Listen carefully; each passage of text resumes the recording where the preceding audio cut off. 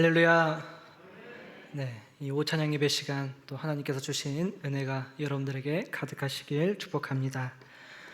매주 오찬양 예배 시간 때 우리 연로하신 분들께서 또 몸이 불편하신데도 함께 하나님을 찬양하는 모습을 보며 참 겸허해지고 하나님께서 이 땅에서 그 어떤 찬양보다도 기쁘게 받으시겠다라는 생각이 듭니다. 여러분들의 찬양을 하나님께서 가장 크게 흠양할 줄로 믿습니다. 네, 오늘 당신은 어떤 존재입니까? 라는 제목으로 하나님의 말씀을 전하겠습니다. 여러분은 어떤 존재입니까?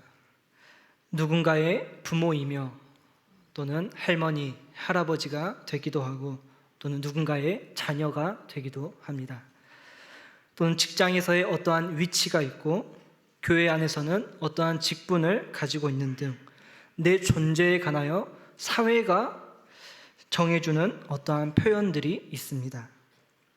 이렇게 내가 어떤 존재인지 하는 이 문제는 가치관, 곧 삶의 방식과 행동이 어떠해야 하는지를 규정해 줍니다. 부모로서의 역할, 자녀로서의 역할, 직장 안에서 상사로서의 역할, 부하 직원으로서의 역할, 교회 안에서의 직분에 합당한 역할들이 있다라는 것이죠. 이것을 우린 흔히 정체성이라고 말합니다. 이 정체성의 사전적 의미를 보면 변하지 않는 존재의 본질을 깨닫는 성질 또는 그 성질을 가진 독립적인 존재라고 기록되어 있습니다. 즉 부모라고 하는 그 변하지 않는 존재의 본질을 우리가 깨닫는 성질이 바로 정체성이라고 합니다. 이처럼 여러분, 우리의 변하지 않는 가장 본질적인 성질이 있습니다. 그것은 무엇입니까? 바로 그리스도인입니다. 이 그리스도인이라고 하는 우리의 정체성은 우리의 상황에 따라 우리 존재의 본질이 변하는 것이 아니라 그리스도 예수를 주로 받아들인 우리에게 영원토록 변하지 않는 고유 성질입니다. 제가 요즘에 재미있게 챙겨보는 TV 프로그램이 하나 있는데 바로 최강 야구입니다. 성도님들 야구 좋아하십니까?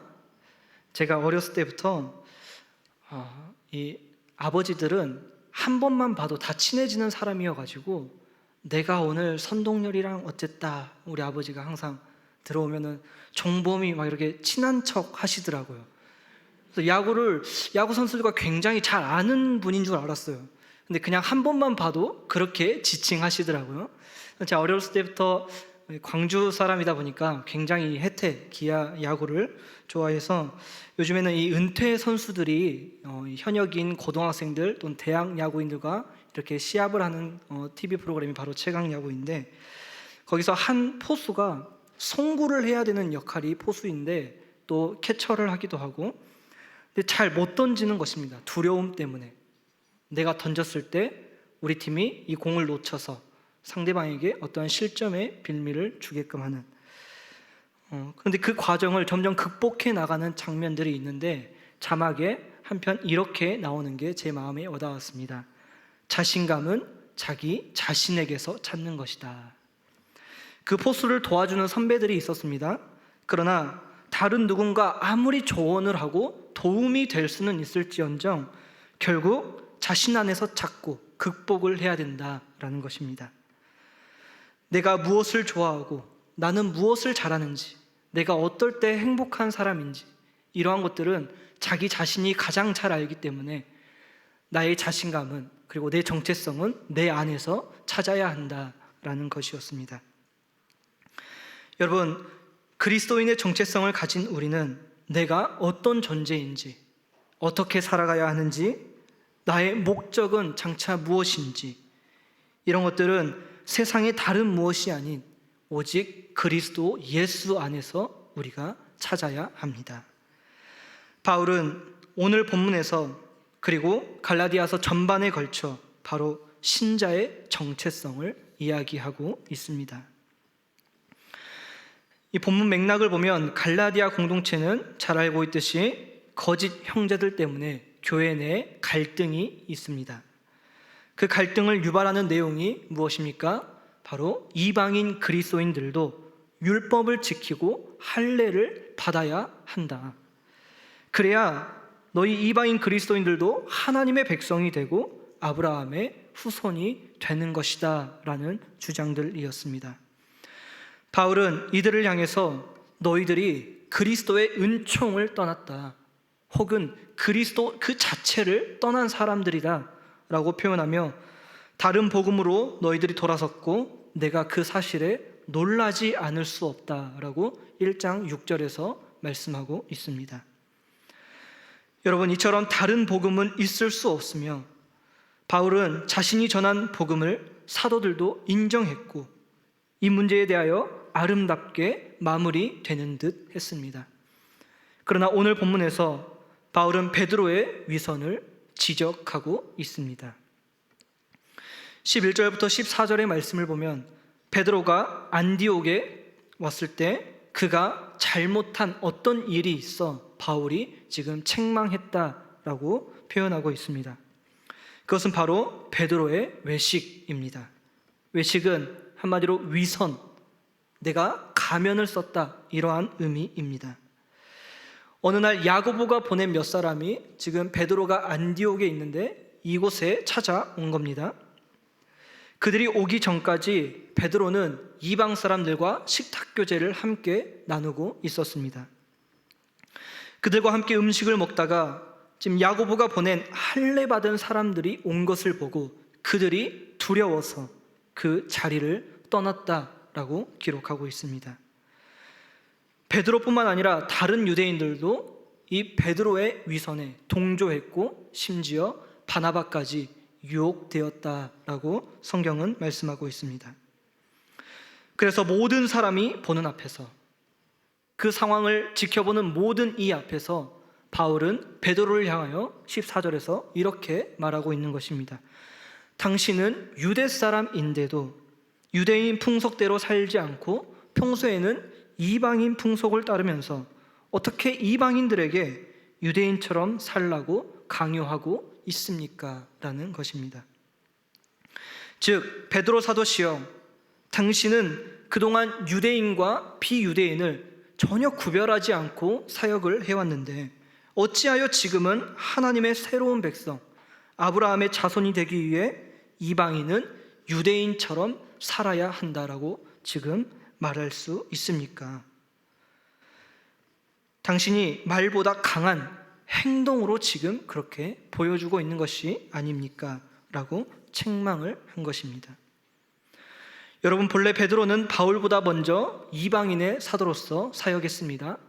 사도행전 10장을 보면 하나님께서는 이방인이었던 고넬료에게 베드로를 보내셨습니다. 그리고 고넬료의 집에서 베드로가 설교했을 때 이방인들이 성령을 받았고 이 일을 베드로가 예루살렘 교회에 보고하자 할례자들의 비난이 있었습니다. 그 비난하는 할례자들을 향해서 베드로는 사도행전 11장 7절부터 8절에 이렇게 말씀합니다.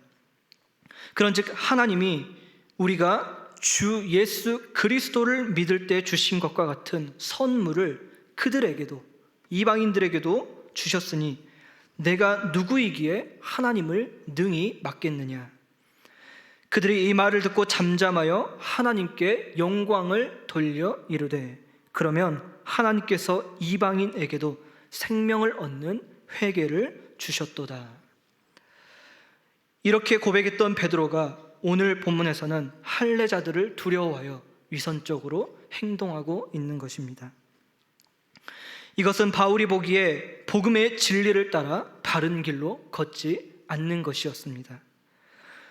그렇다면 바울이 전한 복음의 진리는 무엇입니까, 여러분?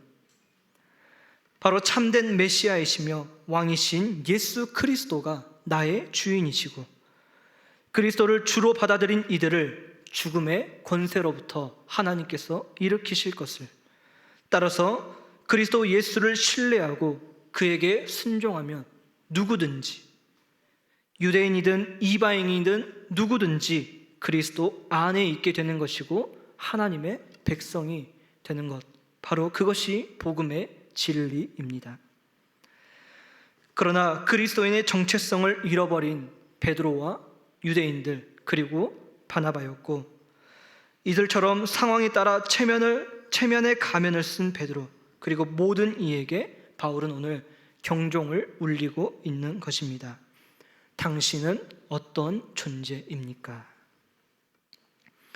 이처럼 베드로의 위선을 책망하는 맥락에서 나온 말씀이 바로 그 유명한 이신칭의입니다. 성경에서 최초로 이신칭의가 나타나는 구절로서 바울은 16절에서 할례자들, 즉 유대인들에게 충격 선언을 하는 것입니다. 사람이 의롭게 되는 것은 율법의 행위로 말미암음이 아니요 오직 예수 그리스도를 믿음으로 말미암는 줄 알므로 그리스도 예수를 믿나니, 이는 우리가 율법의 행위로서가 아니고 그리스도를 믿음으로 의롭다함을 얻으려 함이라. 율법의 행위로서는 의롭다함을 얻을 육체가 없느니라.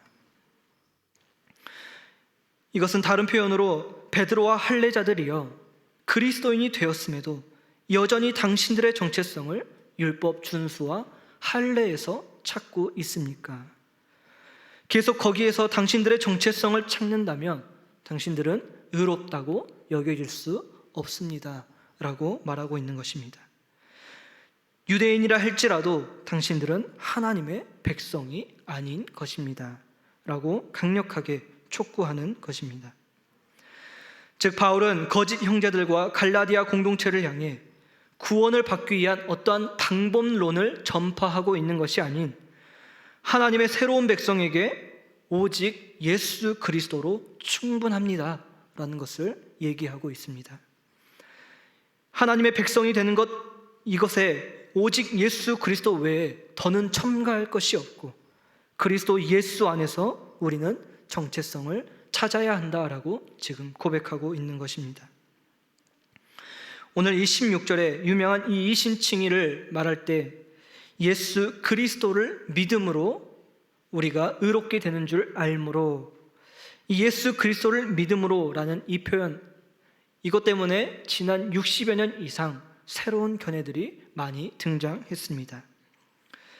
그래서 가장 가까워진 결론에 도달하고 있는 의미는 바로 우리가 예수 그리스도를 믿는 주체가 우리가 아니라 예수 그리스도의 그 신실함 때문에, 예수 그리스도에 대한 그리고 우리의 신뢰와 충성 때문에 우리가 하나님께 의롭다고 여겨지는 것이구나.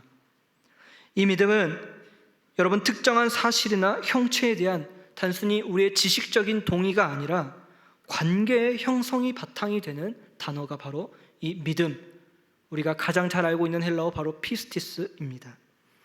신뢰와 신실함이라는 뜻으로 본래 이 언어권에서 사용되는 뜻이었습니다. 따라서 우리가 의롭게 되는 경로는 무엇입니까, 여러분? 예수께서 죽기까지 하나님의 뜻에 순종하여 보여주신 그 예수 그리스도의 신실하심, 그것 때문에 우리가 의롭게 되는 줄 알므로 우리는 그리스도 예수를 믿습니다. 우리가 그 예수 그리스도를 신뢰합니다 라는 것이 바울이 말하는 우리가 의롭게 되는 경로입니다.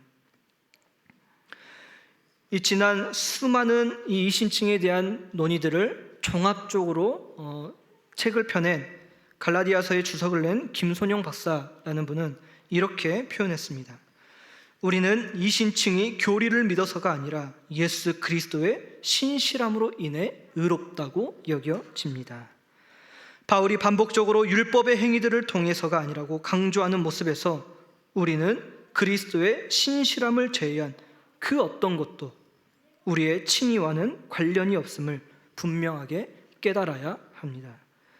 즉 하나님의 뜻에 죽기까지 순종하신 그리스도의 신실함만이 중요합니다. 여러분, 즉 구원은 전적으로 하나님의 은혜라고 우리 종교개혁의 후손들이 이야기하면서 그분과의 관계 형성에 기반한 신뢰는 온데간데 없이 이신칭의 교리를 내가 믿어서, 다시금 주체가 내가, 내 행위가 근거가 되어버린 것입니다. 그렇다면 의롭게 여겨지는 것은 무엇을 의미합니까? 바로 새롭게 구성된 하나님의 그 백성의 속하게 되는 것입니다. 그리스도와 연합함으로써 변화를 받은 사람을 하나님께서 의롭다고 간주해 주시는 것입니다. 하나님께서 바르다고 여겨주셔서 인간과 하나님 사이의 관계에 문제가 없다라고 하나님께서 칭해 주시는 것입니다.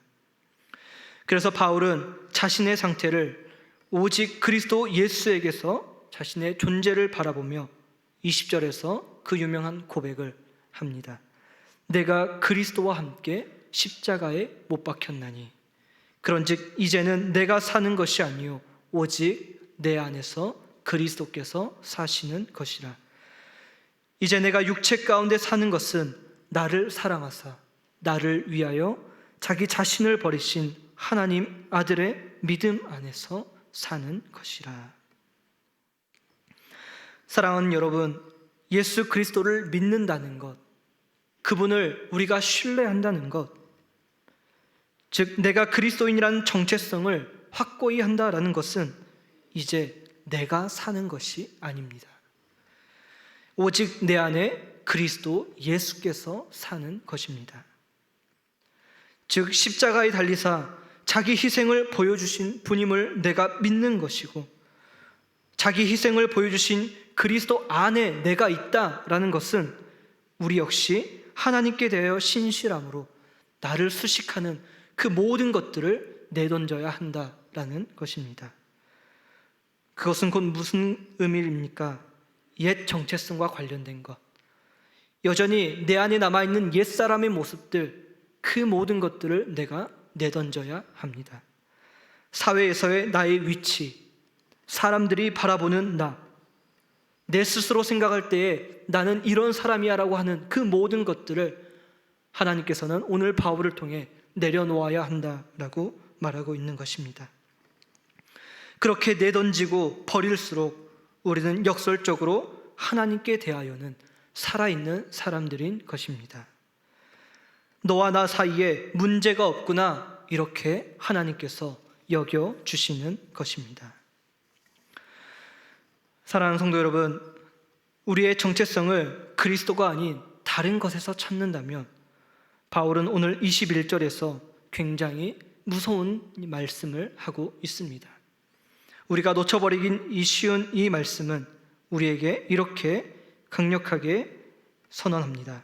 우리 스스로 하나님의 은혜를 무효시키는 것, 폐지하는 것.